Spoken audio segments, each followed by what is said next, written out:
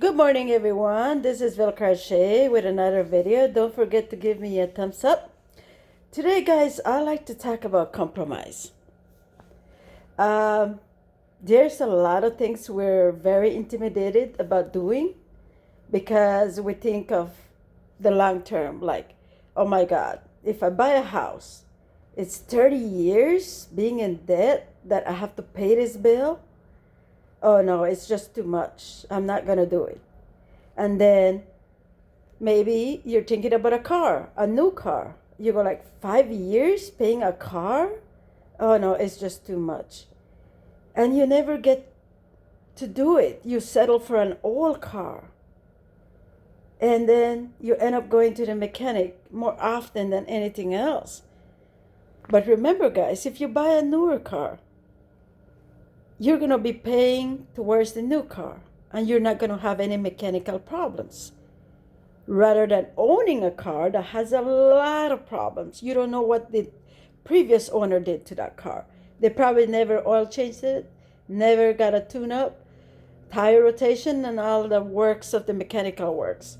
But if it would be your car, your new car, you know what to do with it.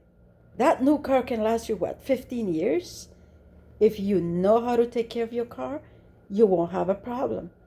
And let's say you pay it off in 5 years. You have 10 years of glory, not paying for a car payment. Just the little regular oil changes and the tune-ups you have to do. And now let's go to a house. We're thinking, okay, I don't want to compromise myself to 30 years. Oh, no, that's too much. I'd rather stay in the apartment. And when I have a problem, I'll just call them, let them come fix it. But remember, my people, all that money that we're throwing to the apartments is going in the trash because you will never have that liability with you. You will never have that asset. That money is not yours ever. You just hold it, give it. It's like taking it and throwing it in the trash. You need to buy yourself a small condominium, something small, not something big. If you wanna buy a trailer home, that's good too. You can start there. But remember, you want to start paying now because you're going to live more than 30 years. So might as well sacrifice. But when they said 30 years, it's up to you. You can make it in 15 years or you can make it in 10 years if you have a little extra to give. It doesn't have to be 30 years. You can make it whatever you want it to be. For example, if your payment is, let's say, I don't know, you bought a reasonable home for over $100,000 or more, and your payment is about what, $1,200 or maybe $1,000, and then after you finish paying all your bills, you have an extra $200. Just send it towards your principal. And that's going to lower your rent. By the end of the year, it's like you already paid what, 3-4 payments towards your house extra for that year. And that's what it's going to bring it down to 15 years. You're done with the house and you're a property owner, and you're not going to be living in apartments where you're just going to be there for 15, 20 years. And what you have to claim, nothing. And if you don't pay your rent, you know what happens?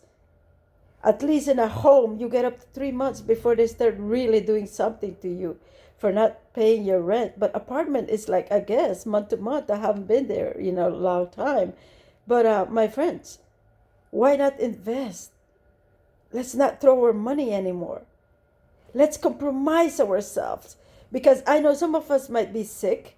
And we're thinking, oh no, with my high blood pressure. Oh no, with my diabetes. Oh no, with my arthritis. I don't know if I'll make it for 15. You will make it.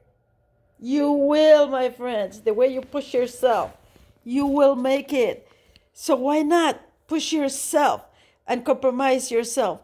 And within 10 years, you'll be like, oh my God, I'm so happy I did it. Because hey, in 10 years, let's say you can't pay for the home anymore. You sell it. And guess what? That 10 years that you paid, that's money in your pocket. But living in apartments is not going to get you any money. You're not going to have any down payment. You're not going to have not even a single dollar of what you put in there, because by the time they get done with you at the apartment, the carpet is old, this is done, that is done. You get no money back, not even $100 back. So, my friends, let's compromise ourselves because we're going to be here anyway. Let's be positive. Let's not think about 20 years, 30 years of buying a home. Let's think about it. Hey, you know what? I'm going to pay more towards my principal, and I'm going to lower my rent payments by the time it reached 30 years. I'll be a homeowner by 15 years if I put a little more to my principal. And if you don't know, my friends, just call, just talk to homeowners, investigate about it. Just don't throw your money away, because the reason we are where we are is because we don't compromise ourselves. We always think of how long. Don't think about how long. You'll get there anyway. You'll get there. So even if you're sick, you'll push yourself. And when you see you get that beautiful home of your dreams with the picket fence and all that good stuff, you'll be like, you know what? I don't even feel sick anymore. I don't even have to listen to my neighbor stomping on my, on the upper floor or the lower floor or wherever you live. You're like, it's my home. It's my backyard. Nobody tells me what to do. I don't have to follow rules and regulations in apartments anymore. You can make a little party, you can make a little barbecue, and it's nobody's business. It's your home, your property. And the same thing with a car.